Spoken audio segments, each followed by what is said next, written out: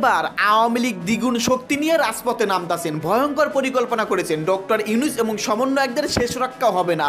এইদিকে সেনাপ্রধান শেখ হাসিনার সঙ্গেই আছেন। বিস্তারিত জানতে ভিডিওগুলো দেখতে থাকুন। অন্তর্বর্তী সরকারকে উৎখাত করতে ভারতে অবস্থানরত শেখ হাসিনাকে দেশে ফিরিয়ে আনার আগস্ট রিটার্ন হিট প্ল্যান নাকি একটা পরিকল্পনা ছিল। পরিকল্পনা বাস্তবায়নে ধাপে ধাপে ছিল ভয়াবহ সব নাশকতার ছক। বাংলাদেশের এক বছরের যে রাজনৈতিক পট পরিবর্তনের পর বাংলাদেশ এখন কোন অবস্থায় আছে তা নিয়ে একটি রিপোর্ট করেছে বিবিসি। তার প্রতিবেদন হচ্ছে হাসিনা উত্তর বাংলাদেশে এক বছর পর উল্লাস, সামনে কঠিন পথ। দর্শক, বিভিন্ন রাজনৈতিক দলের দলীয় অবস্থান এবং সেই রাজনৈতিক দলের বিভিন্ন নেতার ব্যক্তিগত অবস্থান, এই দুটো অবস্থানের মধ্যে অনেকদিন থেকেই আমরা বেশ ফারাক দেখছি। আসসালামু আলাইকুম সম্মানিত দর্শক, আজকের ভিডিওটি অত্যন্ত গুরুত্বপূর্ণ, অনেক স্পেশাল। ভিডিওটি সম্পূর্ণ দেখবেন। সম্মানিত দর্শক শ্রোতা, আওয়ামী লীগ দ্বিগুণ শক্তি নিয়ে ফিরে আসতেছেন। ভয়ঙ্কর পরিকল্পনা করেছেন প্রিয় দর্শক শ্রোতা ডক্টর মোহাম্মদ ইউনূস। সমন্বয়কদের শেষ রক্ষাও হবে না। একই পরিকল্পনা প্রিয় দর্শক। শেখ হাসিনাকে ফিরে আসার পিছনে সেনাপ্রধানও নাকি জড়িত। সমস্ত কিছু মিলিয়ে আজকের এই ভিডিওটি দেখলেই আপনারা জানতে পারবেন শেখ হাসিনা ফিরে আসতেছে কঠিন পরিকল্পনা নিয়ে। কোন কোন পরিকল্পনা নিয়ে দর্শক আজকের এই ভিডিওটি দেখলেই আপনারা সমস্ত কিছু জানতে পারবেন এবং বুঝতে পারবেন। তো বেশি কথা না বাড়িয়ে আমরা মূল ভিডিওতে চলে যাই। আপনারা মনোযোগ সহকারে বিস্তারিত ভিডিওগুলো সম্পূর্ণ দেখতে থাকুন। অন্তর্বর্তী সরকারকে উৎখাত করতে ভারতে অবস্থানরত শেখ হাসিনাকে দেশে ফিরিয়ে আনার আগস্ট রিটার্ন হিট প্ল্যান নাকি একটা পরিকল্পনা ছিল। আগস্ট রিটার্ন হিট প্ল্যান মানে শেখ হাসিনাকে আগস্টে ফিরে আনবে। তো সেই পরিকল্পনার বাস্তবতা কি, এটা ভেস্তে গেছে।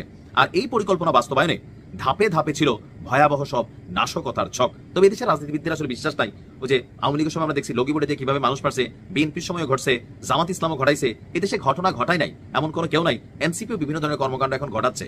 ক্ষমতার জন্য আসলে এই দেশে সবই সম্ভব। যাই হোক, কথা বলছি যে দেশ বিরোধী এসব ষড়যন্ত্র নস্যাৎ করতে আপনার বিশেষ ভূমিকা রেখেছেন আইন শৃঙ্খলা বাহিনীর একদল দেশপ্রেমিক পেশাদার কর্মকর্তা। এই টিমে সেনা, পুলিশ বাহিনী সহ গোয়েন্দা সংস্থার সমন্বিত টিম নানাভাবে দিনরাত কাজ করেছে। এই শব্দগুলা খুবই পরিচিত বাঙালি জাতির কাছে, নিশ্চয়ই আপনার কাছেও। কারণ আওয়ামী লীগের সময় সারাদিন হাসান মাহমুদ এরকম কথা বলতো, আর এখন আমরা ভিন্নভাবে শুনছি। তো এর ফলে এখন বলা যায় ষড়যন্ত্রকারীদের প্রথম দফার অপতৎপরতা ব্যর্থ। তবে আওয়ামী লীগ কি বসে আছে? না। ফেব্রুয়ারিতে হতে যাওয়া আগামী জাতীয় সংসদ নির্বাচন বানচাল করা এবং বিএনপির ভারপ্রাপ্ত চেয়ারম্যান জনাব তারেক রহমান যেন দেশে ফিরতে না পারেন, সেই জন্য নাকি দ্বিতীয় ধাপের ষড়যন্ত্র ছক হাতে নিয়েছে, যা হিট প্ল্যান 2। এবং এটা বাস্তবায়ন করবে কবে? অক্টোবর থেকে ডিসেম্বরের মধ্যে এটা বাস্তবায়ন করতে চায়। এই তথ্যকে দিয়েছে পুলিশের উচ্চ পর্যায়ের দায়িত্বশীল সূত্র দৈনিক যুগান্তরকে এই তথ্য দিয়েছে। তো কিভাবে সক্রিয় হচ্ছে আসুন দেখি। নির্ভরযোগ্য সূত্র বলছে অন্তর্বর্তী সরকারকে ফেলে দিতে ফেসিসদের ষড়যন্ত্র পরিকল্পনা 2 সক্রিয় করা হচ্ছে। এখন বেচারা ইউনূস সাহেব তিনি আসেন আর গয়না গয়না ফেব্রুয়ারির প্রথম সপ্তাহে নির্বাচন, তার মানে আসেন আর 5 মাস। এই টাইমে ডক্টর ইউনূসকে ফালানো আসলে কি সম্ভব? আওয়ামী লীগের এত বড় এই মুহূর্তে এই হ্যাডমটা আছে। ধরলাম যে একটা হিট প্ল্যান করলো, কইরা 200 মানুষ কি মাইরা ফেলতে পারবে? আসলে এগুলা কি মানুষ মানে হইতে দিবে?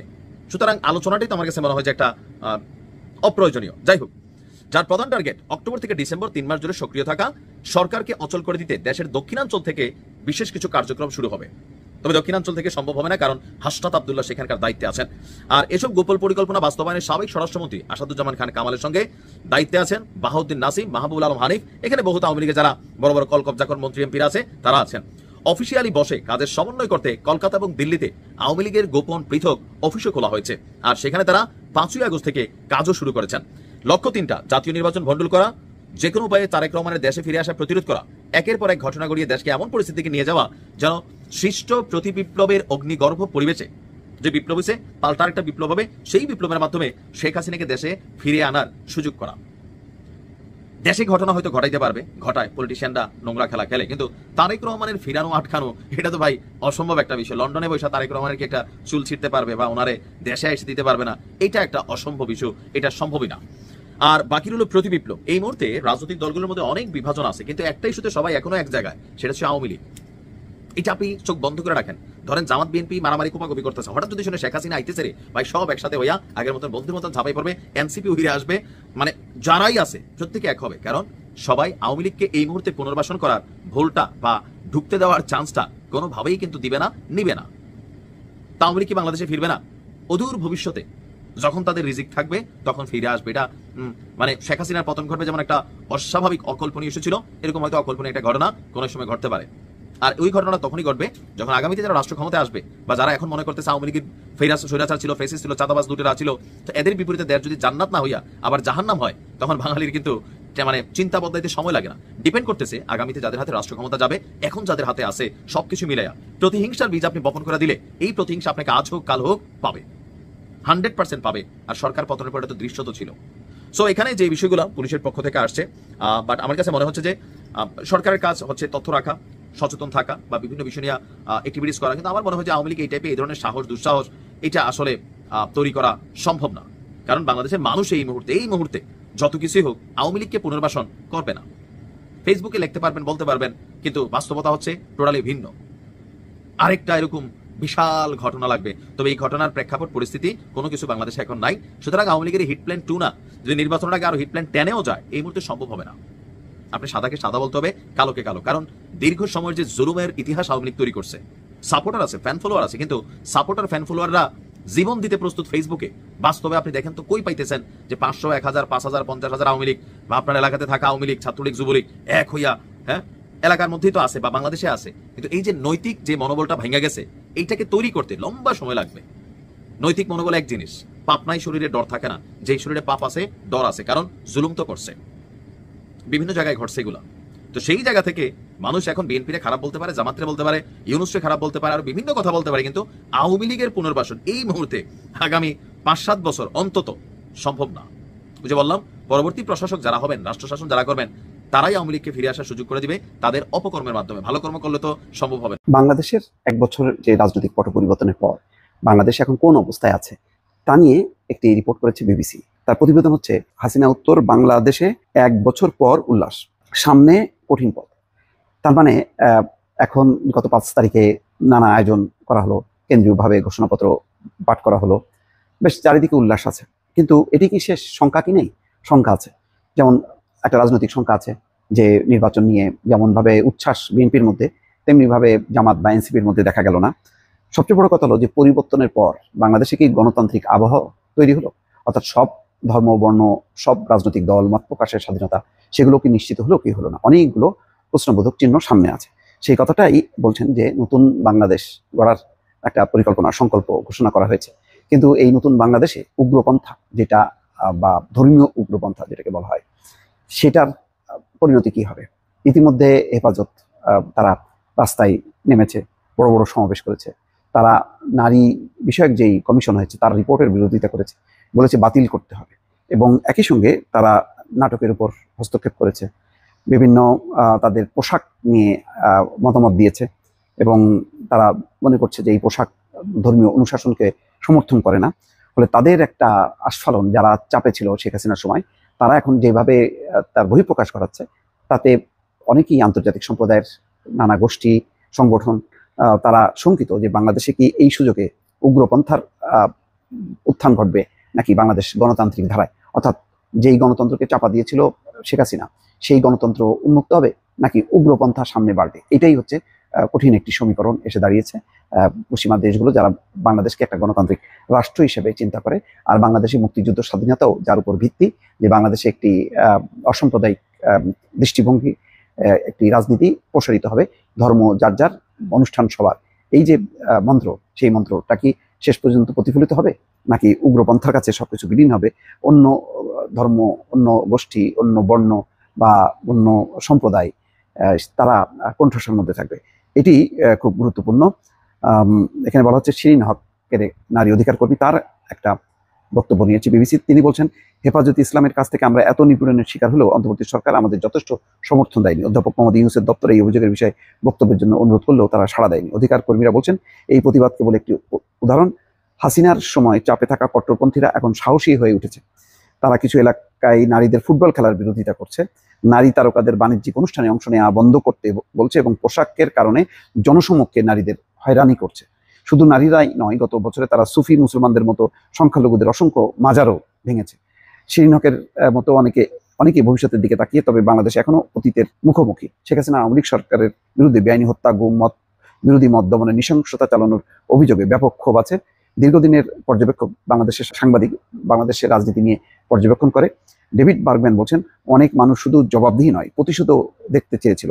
তবে তিনি সতর্ক করে বলেন, আওয়ামী লীগ আমলের অন্যায় অবিচার বহাল রেখে সেটা অনুসরণ করা যাবে না। কিন্তু আওয়ামী লীগের দাবি সেটাই হচ্ছে, তাদের মতে গত 1 বছরে কয়েকশো সমর্থককে গণপিটুনিতে হত্যা করা হয়েছে, যা অন্তর্বর্তী সরকার অস্বীকার করছে।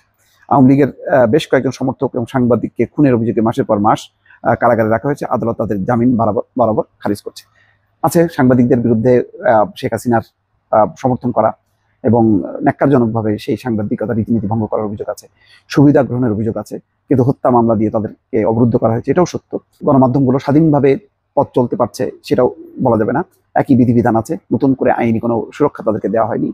এবং যার কারণে আবার রাজনৈতিক দলগুলোর মধ্যে যে বিভাজন, যে বিভক্তি, বিশেষ করে সামনের পথ চলার ক্ষেত্রে, সেটাও আবার নতুন করে একটা শঙ্কা যে এর মধ্যে উগ্রপন্থার প্রসার ঘটে কিনা, তাদের শক্তি সামনে চলে আসে কিনা। ইতিমধ্যে ডাকসু নির্বাচন নিয়ে একটি পরিস্থিতি তৈরি হয়েছে। বলা হচ্ছে যে যারা হলে রাজনীতি বিরোধিতা করছে তাদের একটা অংশ জামাত শিবিরের সমর্থক। সব মিলিয়ে এখন এবং সামনে নির্বাচন, সবচেয়ে গুরুত্বপূর্ণ হচ্ছে সামনে নির্বাচনটা অবাধ নিরপেক্ষ হবে কিনা, প্রশাসন সুষ্ঠুভাবে করতে পারবে কিনা, শেখ হাসিনা আওয়ামী লীগ অংশগ্রহণ করতে না পারলেও বাকি সব দলগুলো নির্ভয়ে সেখানে পার্টিসিপেট করতে পারবে কিনা, অনেকগুলো প্রশ্ন কিন্তু সামনে রয়েছে। বর্তমান সরকার কি শেখ হাসিনা সরকারের চাইতে খারাপ অবস্থা তৈরি করলো কিনা বাংলাদেশের, সেই কথা নিয়ে আলোচনা করতে গিয়ে বিএনপি নেতা মির্জা আব্বাস খুবই একটা মানে কি বলবো, এটাকে আপত্তিকর বলবো নাকি মানে মানে অস্থির একটা ব্যাপার, নাকি বলবো যে উদ্বেগের মতো মন্তব্য, নাকি এই সরকারের চরম ব্যর্থতার একটা ঐতিহাসিক দলিল এই মন্তব্যের মাধ্যমে উঠে আসলো কিনা, নানাভাবেই ব্যাখ্যা করা যায়। সংবাদের শিরোনামটা দেখুন, সেই মন্তব্যটাকে কেন্দ্র করেই দৈনিক মানব জমিন শিরোনামটা করেছে। সেখানে বলা হচ্ছে যে হাসিনা 12টা বাজিয়েছে, অর্থাৎ হাসিনা দেশের 12টা বাজিয়েছে, এই সরকার 24টা বাজায় দিছে। অর্থাৎ শেখ হাসিনা যদি 12টা বাজায় থাকে দেশের, তাহলে ইউনূস সরকার দেশের 24টা বাজায় দিছে। অর্থাৎ এই মুহূর্তে এসে আমরা হাসিনার সরকারের চাইতে দ্বিগুণ খারাপ অবস্থায় আছি। কেন বললেন তিনি এই কথা, কোন প্রসঙ্গে বললেন, আর কি কি বলার চেষ্টা করলেন, একটু চলুন শুনে নিই। সংবাদের মধ্যে যেটা বলা হচ্ছে, সেই মন্তব্য অন্তর্বর্তীকালীন সরকারের আমলে দেশের সার্বিক পরিস্থিতির মারাত্মক অবনতি হয়েছে বলে তিনি দাবি করেছেন এবং তিনি ওই মন্তব্য করেছেন যে হাসিনা যদি দেশের 12টা বাজিয়েছে, এই সরকার 24টা বাজায় দিছে। তিনি এই মন্তব্য করেছেন, বলেছেন যেখানেই খুন, লুটতরাজ, চাঁদাবাজি, সেখানেই বিএনপির নাম বলছে একটি দল, উদ্দেশ্যমূলকভাবে বিএনপিকে রং দেওয়ার চেষ্টা করছে, মূলত এনসিপিকে উদ্দেশ্য করে তিনি বলেছেন। জনগণের সামনে আসামির কাঠগড়ায় দাঁড় করানোর চেষ্টা করা হচ্ছে, এটা আমরা খুব ভালো বুঝি। জনগণের সামনে কাঠগড়ায় দাঁড় করানো হচ্ছে, এটা খুব ভালো বোঝেন, এটা এনসিপিকে কেন্দ্র করে বলছেন। কিন্তু এটাও তো সত্য যে সারা দেশে যে অস্থিরতা চলছে, যে চাঁদাবাজির ঘটনা আমরা শুনছি, তার বেশিরভাগ একটা জরিপে বলা হয়েছে যে চাঁদাবাজির ঘটনা ঘটছে, সেই চাঁদাবাজির 90%-এরও বেশি ক্ষেত্রে বিএনপির নাম জড়িত হচ্ছে, কিছু ক্ষেত্রে এনসিপির নাম জড়িত হচ্ছে, বৈষম্য বিরোধী আন্দোলনের নাম জড়িত হচ্ছে, সব থেকে কম নাম জড়িত হচ্ছে জামাত ইসলামের। এরকম একটা জরিপও আমরা সম্প্রতি দেখেছি। যাই হোক, তার কথাতে আসি। তিনি বলেছেন অন্তর্বর্তীকালীন সরকার দেশের অবস্থা আরও খারাপ করে ফেলেছে, দেশের অবস্থা হাসিনা 12টা বাজিয়েছে, একই কথা বলেছেন। আমি এই মঞ্চে দাঁড়িয়ে আমার অবস্থান থেকে আরও কথা বলার ছিল, কিন্তু সেই কথাগুলো বলছি না। তার মানে হচ্ছে যে এই 24টা বাজানোর চাইতেও আরও খারাপ কথা বলার ছিল এই সরকার সম্পর্কে, যেটা তিনি বলতে চাননি। বলছেন যে আরও অনেক কিছু আছে, দেশের কোন দিক দিয়ে ক্ষতি হয়েছে, কারা কিভাবে কোথায় আত্মসাৎ করেছে, কত টাকা লুট করেছে, কত টাকা খেয়েছে, এই কথাগুলো কিন্তু বলতে পারি, প্রমাণ সহ সব কিছু আছে। আবারও প্রমাণের প্রসঙ্গ আসলো যে এই লুটতরাজের প্রমাণ তার কাছে আছে, যে কথাটা নিয়ে গতকালকে প্রচুর বিতর্কের তৈরি হয়েছে এবং সরকারের টনক নড়েছে। বিএনপি চেয়ারপারসনের একান্ত সচিব ABM সাত্তার তিনি মন্তব্য করেছেন যে 8 জন উপদেষ্টা দুর্নীতির সাগরে পড়ে রয়েছেন, যার তথ্য প্রমাণ সবকিছু আমার কাছে রয়েছে। এবার মির্জা আব্বাস বললেন সরকারের নানা লুটতরাজের ঘটনা, যেগুলোর প্রমাণ তার কাছে আছে, কিন্তু আমি এখন বলতে চাই না আমার অবস্থান থেকে। নতুন রাজনৈতিক দল এনসিপিকে উদ্দেশ্য করে আব্বাস বলেছেন আপনাদের যেমন খায়েশ আছে ক্ষমতায় যাওয়ার, আমাদেরও তেমন ইচ্ছা আছে। যদি জনগণ ভোট দেয় ক্ষমতায় যাব, যদি না দেয় মেনে নেব আপনাদের, কিন্তু আমরা ভোট চাই। এই ভোটের জন্য, গণতন্ত্রের জন্য গত 17 বছর বিএনপি আন্দোলন করেছে। আরও বলেছেন কিছু রাজনৈতিক দল আছে তারাও চায় না নির্বাচনটা হোক। এখানে তিনি জামাতকে ইঙ্গিত করে বলছেন তারা নির্বাচনের কথা মুখে বলে, কিন্তু অন্তরে তারা নির্বাচনের কথা বলে না, কারণ তাদের ধারণা জন্মেছে নির্বাচন হলেই বিএনপি ক্ষমতায় আসবে। কিছু কিছু দল নির্বাচন যাতে না হয় সেজন্য ছুতা বের করে। বিএনপি কখনো দেশ শাসন করেনি, করবেও না। বিএনপি দেশ পরিচালনা করার চেষ্টা করেছে এবং করবে, তেমনটা তিনি বলার চেষ্টা করেছেন। বলেছেন অনেকে বলেন 36 দিনের আন্দোলনে বাংলাদেশ দ্বিতীয়বার স্বাধীন হয়েছে। বাংলাদেশ স্বাধীন হয়েছে একবার, 1971 সালে। খুবই গুরুত্বপূর্ণ একটা কথা যে দেশ দ্বিতীয়বার স্বাধীন হয়েছে, এই কথার সম্পূর্ণ বিরুদ্ধে তিনি কথা বলেছেন বাংলাদেশ স্বাধীন হয়েছে একবার, 71 সালে লক্ষ লক্ষ শহীদের জীবনের বিনিময়ে, এই কথাটা তিনি বলেছেন। কিন্তু খুবই দুঃখের কথা হচ্ছে তিনি যখন এই কথা বলছেন মহান মুক্তিযুদ্ধ সম্পর্কে, তখন বিএনপির আরেক নেতা সালাউদ্দিন আহমেদকে গতকালকেই আমরা মন্তব্য করতে শুনেছি যে মুক্তিযুদ্ধের 54 বছর পরে প্রিয় দর্শক শ্রোতা, আশা করতেছি বিস্তারিত ভিডিওগুলো আপনারা সম্পূর্ণ মনোযোগ সহকারে শুনেছেন এবং দেখেছেন। প্রিয় দর্শক মণ্ডলী, দেশের চলমান অবস্থা, রাজনৈতিক পরিস্থিতি কেমন আপনারা সকলেই জানেন, এই সম্পর্কে নতুন করে কিছুই বলার নেই। আর এরই মধ্যে দ্বিগুণ শক্তি নিয়ে আওয়ামী লীগ ফিরতেছেন এমনটা একটা তথ্য পাওয়া গেছে। প্রিয় দর্শক, এই যে একটা পরিকল্পনা করেছে ফিরে আসার জন্য, এই পরিকল্পনার সঙ্গে বাংলাদেশের প্রশাসনের সঙ্গে কারা জড়িত, রাজনৈতিকবিদরা কারা জড়িত, সমস্ত কিছু তথ্য আস্তে আস্তে উঠে আসবে। প্রিয় দর্শক, আজকের এই ভিডিওতে যেসব আলোচনা শুনলেন, যে প্রতিবেদন দেখতে পারলেন, এগুলো সম্পর্কে আপনারা কি বলতে মন চায়? প্রিয় দর্শক, আপনাদের মূল্যবান মতামত ভিডিওর কমেন্টে অবশ্যই লিখে জানিয়ে দিবেন। প্রিয় দর্শক মণ্ডলী, ভিডিওটি এখানে শেষ করছি। দেখা হচ্ছে খুব শীঘ্রই নতুন নিউজ নিয়ে। ভিডিওটি সম্পূর্ণ আকারে দেখার জন্য আপনাদের সবাইকে অসংখ্য ধন্যবাদ।